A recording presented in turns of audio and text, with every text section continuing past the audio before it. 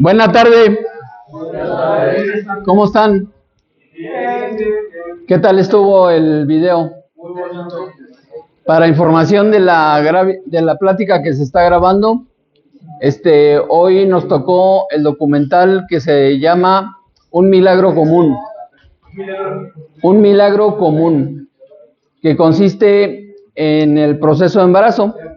Y les recuerdo que estos son trabajos que elaboró el Departamento Científico de la BBC de Londres hace como 30 años. Estos videos fueron fantásticos en su momento. Ahorita ya hay otras formas de grabar todo esto, pero pues siguen siendo útiles y además muestran el aspecto positivo. Recuerden que mi propósito es que contemplen, por un lado, la tesis, que es lo objetivo, lo concreto, lo científico, lo material, pero que terminando la plática abordemos el tema esotérico, es decir, filosófico, sutil, y eso, cuando se equilibran tesis y antítesis y no se contradicen, entonces surge un tercer elemento que es la síntesis. Y la síntesis es el espíritu de los colegios iniciáticos, que si algún día tienen la oportunidad de incursionar en alguno, pues que no lleguen tan verdes, ¿ok? Esa es la idea. No estamos haciendo proselitismo ni les estamos regenteando para ninguna institución de ningún tipo. Esto es una plática libre, ¿ok? El tema de hoy se llama Lógica Pura, pero el título del documental, Un milagro común. Sí. Esta es la segunda exposición sobre el tema de lógica pura, que es una de los fragmentos de uno de los libros del doctor de la Ferrier, exactamente el quinto mensaje, que se llama Misticismo en el siglo XX. Y en su primera parte aborda en el capítulo 3 el tema que se llama lógica pura, que exactamente trata de explicando que todo asunto debe analizarse a la vista de tres aspectos: la tesis, la antítesis y después se concluye con la síntesis. Entonces, hace 2 semanas leímos lo correspondiente a la tesis, que es el aspecto científico, material, objetivo. Y el tema que se trata ahí es el vegetarianismo. Así que vamos a recordar algunas de las cosas. Este es el calendario de actividades del signo de la Virgen en el que estamos transcurriendo. Y aquí se puede ver que precisamente el signo de la balanza va a comenzar el próximo día 22 de septiembre en punto de las 7 de la mañana con 31 minutos. Antes de eso estamos todavía en el signo de la Virgen. ¿Quieres preguntar algo? No. La luna creciente es el proceso de luna nueva hasta luna llena. Todo eso es fase creciente. Hay varios aspectos intermedios. El más reconocido es el cuarto creciente, que es a la mitad. Es cuando el sol y la luna conforman un ángulo de 90 grados. Y cuando están en luna llena, ya están opuestos, o sea, están 180 grados. ¿Vale? Ahora, entre luna nueva, luna llena, el cuarto creciente, hay otro aspecto que a mí me gusta mucho, que se denomina el trígono de sanación en fase creciente, y hay otro en fase menguante. Ahorita vamos a hablar sobre el trígono de sanación en fase creciente. Bueno, si se puede visitar, bueno, a mí me interesa saber de lo de la balanza. Eres del signo de la balanza. Ya la próxima plática nos va a tocar el 19 de septiembre. Hoy es 12. Jueves 12 de septiembre. La próxima semana todavía vamos a abordar estos temas. ¿Vale? Y luego, 2 semanas después, la próxima semana nos sigue tocando el signo de la Virgen, y 2 semanas después empezamos con la balanza. ¿Ok? Ahora bien, dale un clic. Hoy vamos a abordar estos temas, que son lo que corresponden a la plática del día de hoy y todo lo que se atraviesa hasta antes de la próxima plática, que es el día 19. Sí, teóricamente les dan clase de yoga, ¿ok? Con todo respeto, pues es una introducción, porque la yoga, realizar la yoga totalmente no es solo una cuestión física, y además hay 18 tipos diferentes de yoga, pero de esas 18 hay una que es el kinder de todas, que es la Hatha Yoga, que es lo que más hemos abordado. La Hatha Yoga es la yoga del equilibrio y es una yoga muy física, aunque nos introduce a los distintos planos. Tiene 8 angas, o sea, 8 características. Las primeras 2 angas, yama y niyama, abarcan la ética y la estética. Mucha gente cree que la yoga es hacer cirquerías, ¿no? Hacer posturas raras y vamos a poner las patas acá arriba y vamos a pararnos sobre las manos. Y está bien, claro, pero eso solo son las posturas. También otras personas creen que hacer yoga es ponerse acá bien tizos, ¿no? Y que casi con eso se va a adquirir poderes de levitación, de ubicuidad, de telepatía, de telequinesis, o sea, y la verdad es que sí se pueden desarrollar esos poderes y más. Otro día vamos a hablar de los poderes, ¿ok? Pero pues estamos hablando de estadios superiores. Lo primero que hay que dominar, lo más concreto y lo más objetivo, es el vehículo. Este vehículo. Y este vehículo no es solo carne, hueso y un pedazo de pescuezo, sino que en este vehículo está animado por una alma y también hemos desarrollado una personalidad que abarca el plano psíquico y el plano mental. Entonces, en realidad, el primer paso en la yoga es mental. Y ese primer paso es la práctica de las 2 primeras angas, o la realización de las 2 primeras angas. Salud, dinero. Falta el tercero, amor. Bueno, realizar la ética es el desarrollo de 5 virtudes y la estética otras 5 prácticas muy importantes. Entonces, eso proviene del plano mental. Pero al mismo tiempo que estamos conociendo esos temas, estamos empezando a acondicionar nuestro vehículo, porque hay que desarrollar mejor condición física, mayor flexibilidad y mayor fuerza para poder abordar las posturas. Entonces, estas 8 angas, el maestro de la Ferrer vino a introducir una 9ª práctica o una 9ª anga, y entonces ahora son 9. Y la tercera anga, si se le puede llamar así, es la gimnasia psicofísica. La gimnasia psicofísica, como su nombre lo indica, es una práctica en donde se enlaza lo físico con lo psíquico y viceversa. Se trata de realizar movimientos con intención, sabiendo qué es lo que estamos haciendo. Y entonces de esa manera, posteriormente se pueden abordar las posturas, primero físicamente nada más, para no tener ningún tipo de accidente ni molestias. Y una vez que se dominan las posturas, entonces se puede empezar a realizar el trabajo interno.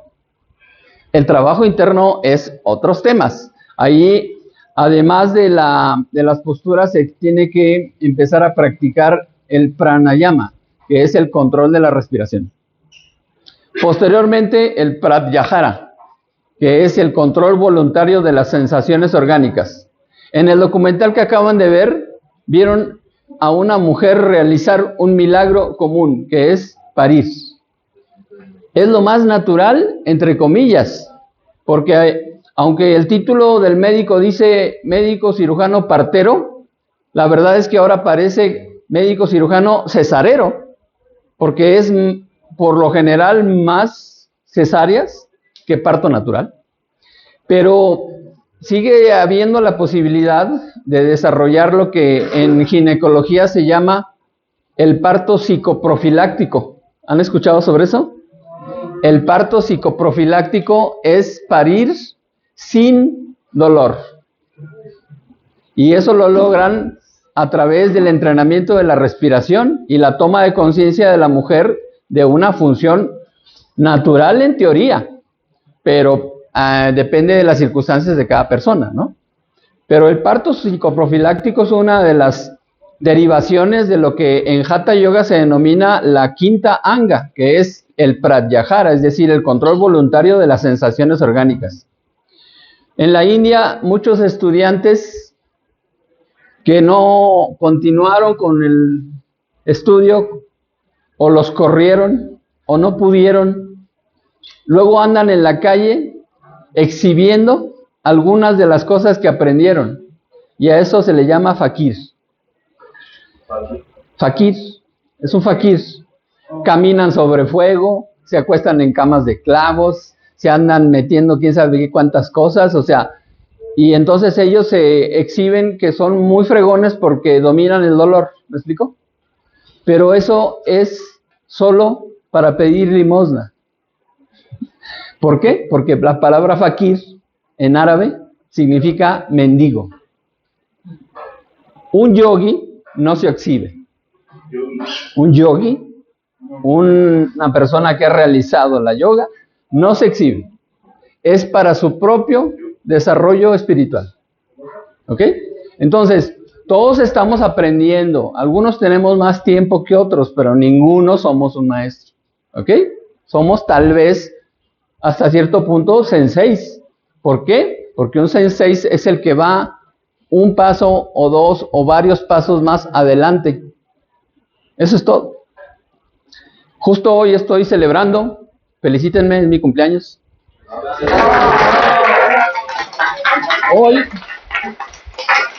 Hoy cumplo, no, espérenme, no es por edad. Hoy cumplo 27 años de vegetariano. Entonces, a partir de mañana ingreso en... ¿A quién se le antojó el jamón? En fin, algún día tomarán conciencia. Es una decisión voluntaria. ¿Por qué? Porque cuando digo que el primer paso en la yoga es mental, y hablo de la anga que se llama con doble L, llama con Y, es la práctica de 5 virtudes. Y la primera de ellas, la número 1, en sánscrito, es ahimsa, que significa la práctica de la paz. Entonces, nadie puede decir que practica la paz si no es vegetariano. Porque si para alimentarse hacen, su alimentación está basada en un crimen, eso no es practicar la paz. O sea, el no matar no lo aplicamos solo a las personas, los que hemos decidido ser vegetarianos, sino que es el respeto a toda manifestación de vida. Eso es una práctica de paz. Pero es una decisión voluntaria, ¿ok? Nadie me obliga. Yo lo acepté, estoy de acuerdo y ya hoy cumplo 27 años. Así que en adelante voy a seguir por mi propia decisión. Bueno, entonces, estos son los temas que vamos a abordar el día de hoy. Le voy a dar un clic solo para continuar y recordar lo que es la realización completa del espíritu de los colegios iniciáticos. ¿Se come una planta carnívora? No hay plantas carnívoras comestibles para el ser humano. O sea, las plantas que nos comemos los seres humanos están clasificadas dentro de la botánica como comestibles. Hay plantas que no son comestibles. No, claro. Sí, tienes razón, o sea, es un buen análisis. El reino vegetal es uno de los reinos más evolucionados de este planeta. Han logrado 3 cosas que nosotros todavía no. Se han convertido en alimento. O sea, la avena, los guasontles, las espinacas, las lechugas, el epazote, o sea, todo eso son comestibles. Pero hay plantas que no deben de comerse. Por ejemplo, algo muy sencillo, el diente de león que pueden conseguir en una verdulería, en una tienda naturista, y el diente de león que pueden encontrar en el camellón de aquí afuera, el del camellón no se lo coman. ¿Por qué? Pues porque está expuesto a una serie de agresiones y entonces la plantita desarrolla sus defensas, genera una sustancia que se llaman taninos y el tanino es un veneno. Es como dependiendo cómo crezca la planta, ¿no? Claro, o sea, esa plantita está expuesta al smog, a la gente que pasa, a la lluvia, a los perros que la orinan, la zurran o qué sé yo. Entonces, la plantita dentro de su condición se defiende y desarrolla esa sustancia tóxica y si alguien se atreve a comérsela, se enferma. Fíjate, si yo planto diente de león en un jardín, digamos, no es un lugar que tenemos cierta contaminación, pero no hay un perro que se vaya a hacer pipí. Si tú la cuidas, si tú la riegas, y le hablas bonito, y le pones música, y después te la quieres comer, órale. Sí, hay gente que dice, no, pero también matas zanahorias, ¿no? Y la verdad, con todo respeto, pues a mí me gusta hablar con gente inteligente. O sea, claro que la zanahoria está viva, pero no tiene cerebro. Y claro que si la meto al agua hirviendo, la cozo y después me la como en un caldo, pues claro que estoy digiriéndola, ¿no? Sí, pero estamos hablando de que nosotros siendo el 4.º reino, aquí el 3.er reino, el reino animal, y luego acá está el vegetal. Entonces yo decido no utilizar este reino inmediato para alimentarme, de forma directa. De forma indirecta, sí. ¿Por qué? Porque ocasionalmente consumo huevos y lácteos. ¿Por qué en la India se consideran sagradas las vacas? ¿Sí sabías eso? No. Los consideran sagradas porque con su leche producen alimento para el ser humano. Queso, crema, mantequilla, leche, ¿no? Sí. Entonces, eso es una clasificación entre ser omnívoro, o sea, comer de todo, vivo, muerto, crudo, cocido, de todo, industrializado, natural, y el otro extremo es ser naturista, es decir, comer exclusivamente vegano y crudo. Entonces, entre un extremo y otro, hay diferentes opciones. Yo estoy muy cercano acá. La única diferencia es que yo no como directa la carne. ¿Ok? Solo indirecto, huevos o lácteos. Eso es todo. Pero eso es una práctica de paz. ¿Ok? Bueno, les recuerdo lo que el doctor de la Ferrer nos mostró, que una tesis es el aspecto en el plano material, objetivo, concreto, científico, y luego tenemos una antítesis, que es lo opuesto.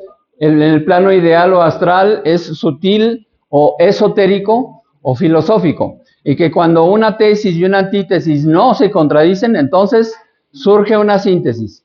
Las síntesis son las razones de orden superior, y el tema que estamos analizando es el del vegetarianismo.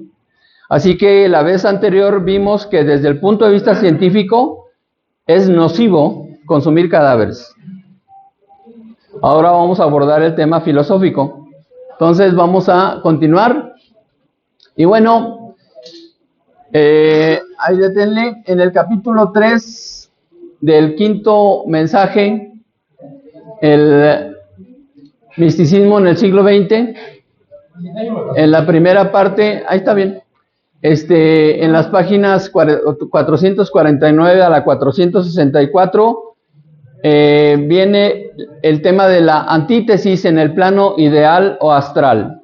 Y dice: acabamos de hacer una breve reseña sobre el punto de vista materialista y mientras hemos considerado únicamente el cuerpo físico, hemos discutido sobre el vegetarianismo en su aspecto científico oficial.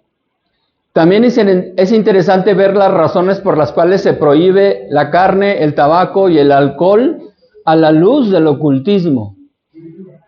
Todos los filósofos divergen a través de sus doctrinas en lo que se refiere a la terminología y aún a la diversidad de planos, al reconocer los tres cuerpos del hombre. Sin embargo, en la base fundamental se asienta que el ser humano está constituido por una envoltura física, un espíritu y un cuerpo intermediario, que es un mediador plástico, con frecuencia llamado alma, aunque tiene otros nombres. Por ejemplo, también le dicen cuerpo astral. Bien, el segundo cuerpo es doble, que con frecuencia se denomina cuerpo astral. Es sensible a los cambios del físico, por la simple razón de que dichos cuerpos se interpenetran, ahí le faltó una N, se interpenetran mutuamente, y también porque la personalidad fluida es más sutil que nuestra parte material, y siendo una especie de esencia, se impregna de todos los acontecimientos a que está sujeto el cuerpo al cuerpo causal. Al desintegrarse el cuerpo físico, dicha aglomeración etérea sirve de vehículo al espíritu, y tiene una clave aquí, 122, que es esta, que dice: la palingenesia, entre paréntesis, casi sinónimo de transmigración de las almas y que se confunde a menudo con la metempsicosis, no admite la transmisión de la inteligencia cerebral, sino de la voluntad numinal. Es el mismo principio de la doctrina búdica que explica que en la muerte nuestra voluntad y nuestra inteligencia se separan. Entre paréntesis, teoría también de Schopenhauer.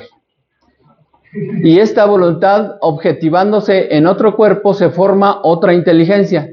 De ahí que la inteligencia, siendo mortal, no puede memorizar ningún recuerdo de la vida anterior. Esta teoría, demasiado esotérica, fue a menudo reemplazada por la metempsicosis, que no es precisamente lo mismo. Es decir, la memoria es una cuestión cerebral. Y recordar no es solo una cuestión cerebral, porque la palabra recordar está en clave. Recordar es más allá de lo cerebral. Recordar es volver a pasar por el corazón, porque recordar proviene de cordial, que tiene que ver con el corazón. De cordis, cordial, exactamente. Entonces, lo que se va a grabar es nuestra experiencia, no nuestra inteligencia, o no los datos, sino la vivencia. Y de ahí la importancia de pasar a la realización, ¿ok? Aunque digan que nacimos sin nada y nos vamos a ir sin nada, yo les he comentado que es falso o no es totalmente cierto. ¿Por qué? Porque en realidad venimos con la experiencia de las vidas anteriores y nos vamos a ir con la experiencia de la actual, ¿ok? Ahora bien, la única manera de poder recordar totalmente es que en realidad se salve ese doble plástico del que estamos hablando, que es el cuerpo astral. Ahorita vamos a abordarlo. Bien, entonces continúo. Esto nos confirma el interés que se debe prestar a lo que los antiguos egipcios llamaban el Ka, para el cual colocaban dentro de sus tumbas alimentos, a fin de que no el cuerpo físico, como se cree comúnmente, sino el otro, el cuerpo astral, estuviera debidamente preparado para la jornada que tenía por delante. Y eso está escrito en el libro de los muertos. ¿Ok? Por eso ponían alimento. Se han encontrado en tumbas egipcias miel en tarros de 5,000 años de antigüedad. Y sigue siendo comestible. Se han encontrado semillas en estado de hibernación. Las rehidratan, las siembran y brotan. Están vivas. Bueno, damos el siguiente, solo dale un clic y déjalo correr. Ok, continúa. En el aura es una emanación de los centros nervofluídicos. ¿Qué son los centros nervofluídicos? Los chakras. La emanación energética de los chakras es lo que conforma el aura, que es como una irradiación energética que cubre todo el cuerpo. Tiene la forma como de un huevo invertido. La parte ancha es arriba, la parte angosta es abajo. En su estado actual de evolución, 7 plexos gobiernan al ser. Su iluminación permite la realización espiritual. De acuerdo con el grado de desarrollo de dichos centros, el aura se ve con matices distintos, atribuidos al misticismo, a la intelectualidad, a la bestialidad, etc. El cuerpo astral es, hasta cierto punto, la emanación del cuerpo físico, y sus matices dependen de la constitución de su envoltura material. El alcohol, el tabaco y la carne dificultan la sutilización, ya que poseen la facultad de alterar la pureza de los corpúsculos que forman el doble. Los cuerpos físico y astral se relacionan de modo tan estrecho que después de ciertos experimentos espiritistas, el cuerpo del médium muestra las impresiones que el doble etéreo recibió en el mundo astral. De igual manera, un maltrato que se le inflige al organismo repercute inmediatamente en el cuerpo astral. Además de que el hecho de fumar destruye las facultades derivadas del cuerpo astral que a través de él convergen al cerebro, el hábito del tabaco contraído durante la vida se transmite al doble. Así que al terminar la vida física, la entidad astral, privada del vehículo para satisfacer sus vicios, se ve obligada a vivir errante y perseguida por el deseo de fumar. Al mismo tiempo, incapaz de hacer obedecer ya a su cuerpo físico, permanece rezagada, llena de deseos e impedida para continuar su evolución. Y aquí, entre paréntesis, pues mencionar que en México tenemos una celebración anual en el 1 y 2 de noviembre, que es el Día de Muertos, ¿no? ¿Y qué se le pone en el altar? Lo que le gustaba fumar, lo que le gustaba tomar, lo que le gustaba comer. Y pues la verdad es que casi nadie piensa que esa persona, si murió en la práctica de todas estas cosas, su cuerpo astral, si todavía anda por aquí, va a sufrir porque ya no puede consumirlos. Es como estar anexado, ¿no? Ahora sí que es una tradición, yo lo entiendo, pero si se piensa, podemos dejar de hacer algunas cosas. Está bien, bajo valores. Bueno, yo les puedo compartir que fumé 25 años, entonces, pues ya tiene 27 años que dejé de fumar. Entonces, ya, para empezar, ya dejé instrucciones de que no pongan ofrendas en altares, ¿no? Mejor que, ahí me velen unos 3 días, no vaya a ser que me esté haciendo güey. Y luego ya, después de 3 días, ya cuando empiece a oler mal, entonces ya que quemen los restos, que los cremen. Y que si me quieren ver trabajar, voy a dejar comprados unos relojes de arena para que ahí pongan las cenizas, ¿no? Así, ¿qué horas son? Déjame preguntarle a Carlitos. Ahí voy a estar. En fin, pero una persona que muere con el vicio de fumar, o con el vicio de tomar, o cualquier otro vicio, además de que va a continuar y va a sufrir porque ya no puede satisfacerlo físicamente, va a regresar con el mismo vicio. Así que ustedes deciden. Bien, continuamos. Las emanaciones alcohólicas no se detienen en el cerebro, sino que, como sabemos, saturan el aire envolviendo al cuerpo etéreo que, obligado a impregnarse de tal atmósfera, pierde el equilibrio, incapacitado de responder a las reacciones necesarias. La alimentación carnívora animaliza al individuo.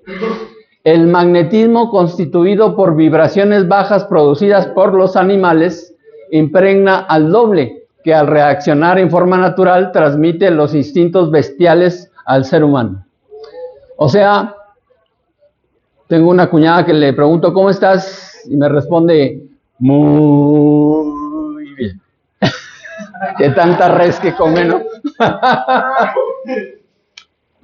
Otra cuñada le decía yo, ¿comes mucho pollo, no? Y me decía, pues, ¿qué quiere que haga?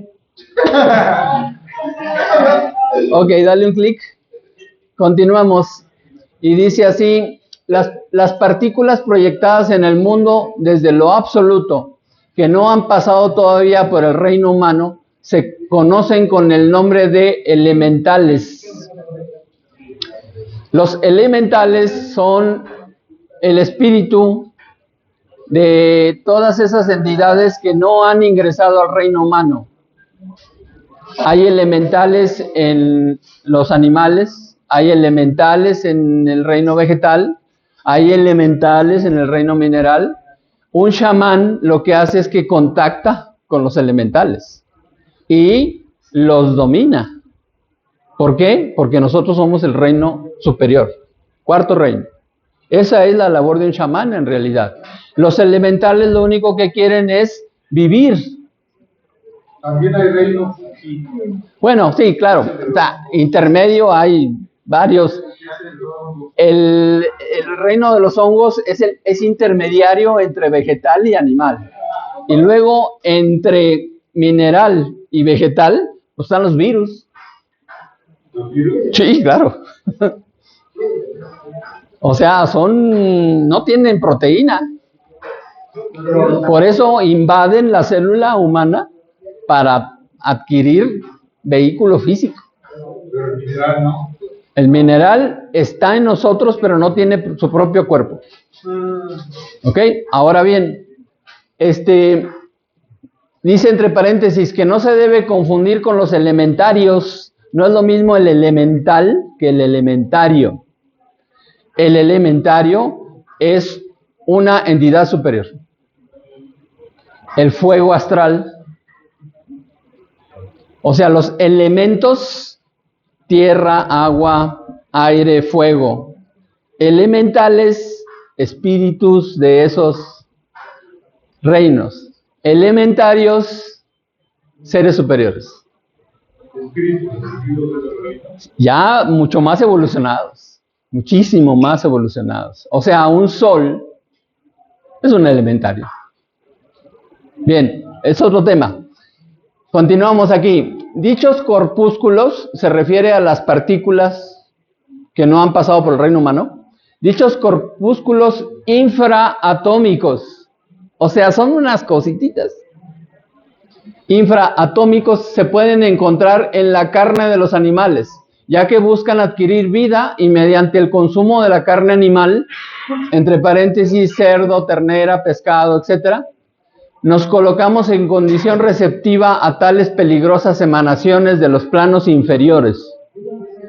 Aquel que posee un mínimo de conocimiento de las ciencias ocultas se siente extrañado al ver tanta gente que pretende ser ocultista, idealista y hasta espiritualista, fumando, tomando alcohol y comiendo carne.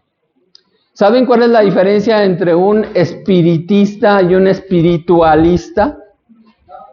Que los espiritualistas reconocemos la superioridad del espíritu sobre la materia. Un espiritista es el que quiere contactar con gente que ya se fue, o que andan atorados, o con reinos bajos, y que luego cuando se ponen hasta atrás los andan viendo sin que tengan por qué andarlos viendo.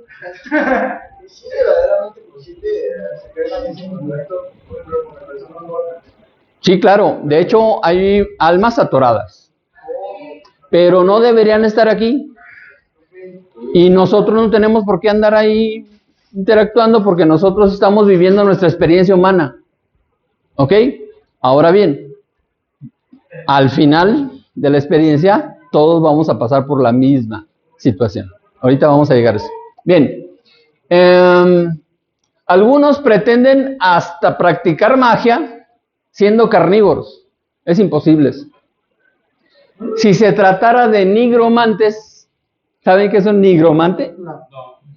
¿Quieren saber? Sí. Pues pregúntenme. Ustedes quieren que sepa todo. Los nigromantes son los que están trabajando precisamente para limpiar todas esas zonas bajas. Traen también una misión y también son necesarios hasta cierto punto. Pero es una chamba así como el que anda limpiando las alcantarillas. O sea, son necesarios, ¿no? Pero, híjole, si yo puedo elegir, prefiero otras actividades y además, pues, cuando menos evitar tirar tanta basura, ¿no? Ok, si se tratara de nigromantes, se comprendería que comieran carne a fin de hacer descender su ánimo hasta aquellos mundos infernales que ellos buscan, pero tal proceder no es digno de un mago, que procura acumular experiencias actuando con armonía, en armonía con las grandes leyes. ¿Cuál es la gran diferencia entre un mago y un brujo? Solo una. El brujo es un ignorante, porque se manejan las mismas fuerzas. No existen otras fuerzas más que las leyes que gobiernan este universo. La principal conocimiento de un mago es que esas fuerzas solo se usan, exclusivamente se usan para el bien. Y si un brujo se presta a hacer un daño, son muy conocidos, ¿no? En ese momento está demostrando que es un ignorante. ¿Por qué? Pues porque olvida o no sabe, por eso es ignorante, que todo lo que hacemos se nos regresa. Eso sí es cierto. Es un boomerang. O sea, entonces, el que decida ser mago o prepararse para ser mago, primer regla, solo para el bien. No hay otra forma. ¿Ok? Exactamente. Bien, continuamos. Naturalmente, las personas que poseen cierto grado de mediumnidad tienden a ser mucho más prudentes que las demás. Su estado de excesiva receptividad no les permite desviarse de la disciplina, cuya regla principal es abstenerse por completo de la carne, a fin de evitar el contacto con las polaridades procedentes de planos mentales inferiores. Por cierto, que ningún espiritista puede permitirse el lujo de fumar, tomar alcohol y comer carne sin exponerse a los más grandes peligros, si no en su estado físico actual, al menos en el mundo astral, donde podría experimentar las más nefastas consecuencias que no debemos describir en este espacio. Es completamente claro que, con respecto a los magnetizadores, no es necesario dar recomendaciones, porque esta clase de personas más avanzadas se abstienen de toda alimentación animal para evitar encontrarse en un estado inferior al de sus pacientes, así como para no transmitir los fluidos de los planos infernales contenidos en cadáveres de animales. O sea, ¿qué es un magnetizador? Es el que va a magnetizar con pases, pero siendo él mismo el imán. No es lo mismo que utilizar unos imanes, ¿ok? Pero de cualquier manera, la energía que se transmite con un pase magnético es muy poderosa y si va interferida con este tipo de vibraciones, pues es muy peligroso. Entonces, bueno, por lo que he entendido, bueno, no del lado vegetariano, Pero si comemos carne, por ejemplo, nos afecta de un modo si comemos carne de res, vaca, y diferente a la que comemos de res toro, ¿va? Sí, claro. Es muy raro, bueno, aunque están las creadillas, ¿no? Un día llegó un señor a un restaurante en donde la especialidad eran las creadillas. ¿Ya saben qué son las creadillas? Los testículos del toro. Entonces pidió una orden de creadillas y ya que le trajeron el plato, venían dos cositas así, ¿no? Dice, ¿qué? ¿Y eso? Dice, no, es que no siempre pierde el toro. Bien, continuamos. Para un magnetizador sería un crimen fumar, ya que sus pases transmitirían corrientes de peligrosas emanaciones. Ahí está mal escrito. Todos los bebedores de alcohol están excluidos de consagrarse a la curación, ya que sería una práctica de verdadera magia negra el hecho de que algún espiritualista dominado por esta pasión no fuese enteramente sincero. Es completamente imposible ignorar estos datos elementales y al mismo tiempo trabajar en algún dominio del plano astral como lo es el espiritista, la magia, el magnetismo, la mediumnidad, la teurgia, etc. Las leyes ocultas son estrictas. No se debe atribuir simplemente a influencias planetarias adversas o nefastas. Todas las consecuencias desagradables que experimentamos debido a nuestros propios errores, tales consecuencias se deben a la falta de disciplina y a nuestra manera de vivir errada. Demasiados libros de magia personal o tratados esotéricos de vulgarización nos enseñan poderes, olvidando advertirnos contra los peligros.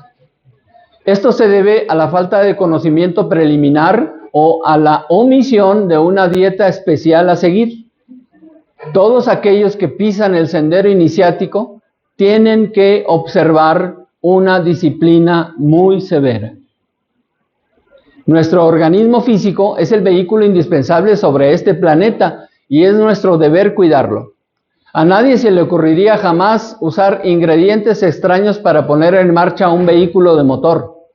¿Por qué entonces empleamos sustancias dañinas para nuestro vehículo terrestre?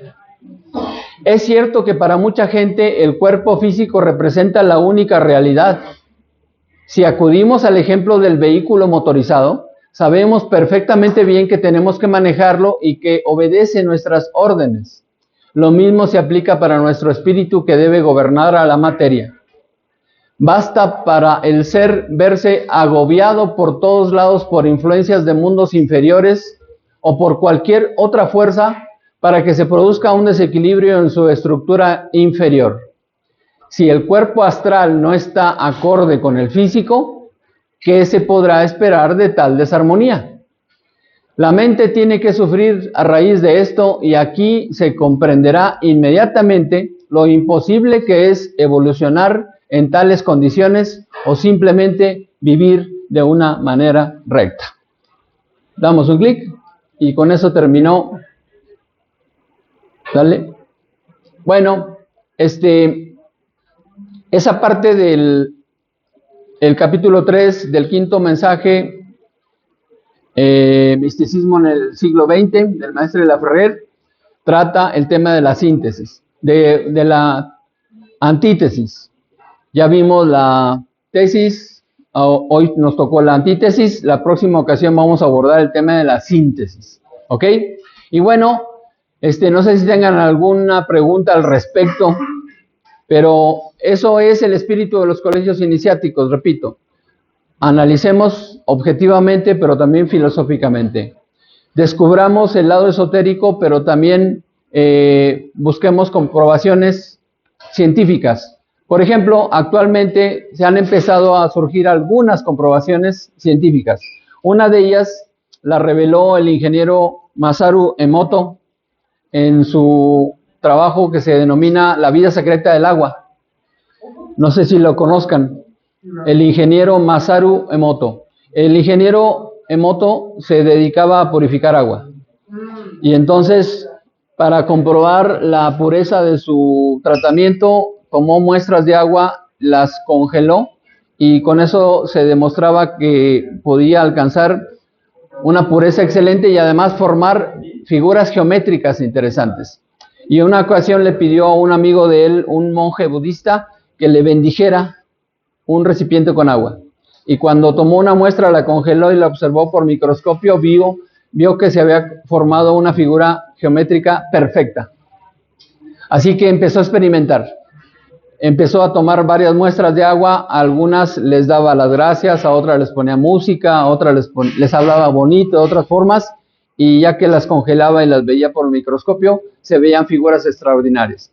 Pero la siguiente fase del experimento fue que empezó a decirles ofensas a las muestras de agua, a agredirlas o a ponerles música así como reggaetón o algo así, y las formas que se descubrieron con el congelamiento fueron terribles. Entonces eso demostró científicamente lo que la yoga ha mencionado esotéricamente durante milenios, que es pranizar el agua. ¿Qué salió cuando...? En otra ocasión les voy a traer varias figuras al respecto. Ya las he traído, pero no estabas.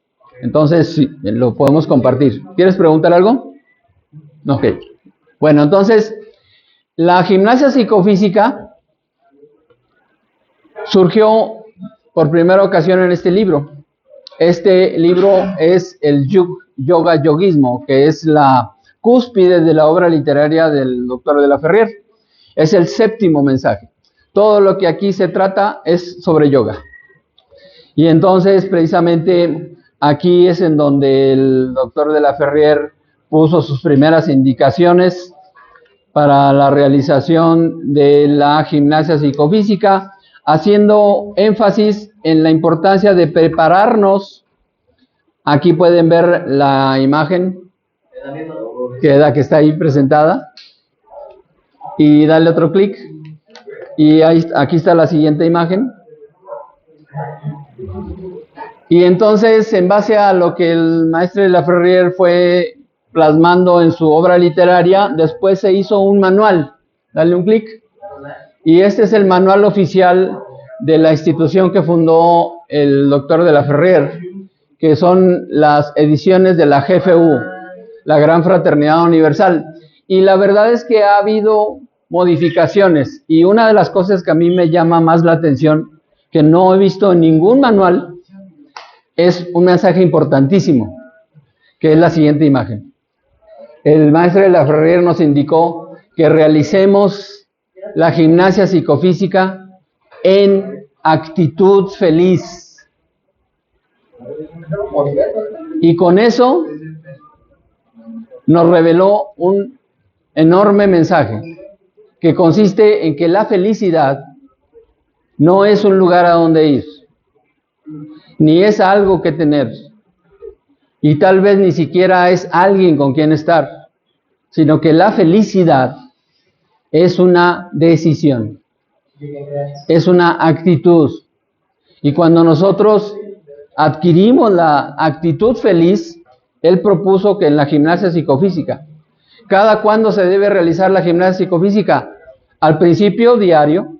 Yo lo que puedo compartirles es que yo quise aprender y empecé a asistir a clases y estuve llegando a clase de gimnasia psicofísica diario a las 6 de la mañana durante 3 años, de lunes a sábado.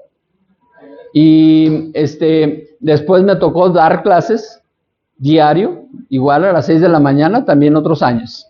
Yo actualmente no hago diario la gimnasia psicofísica, pero mínimo 2 veces por semana. Pero además hago otras cosas, ¿ok? O sea, otro tipo de ejercicios que también me gustan.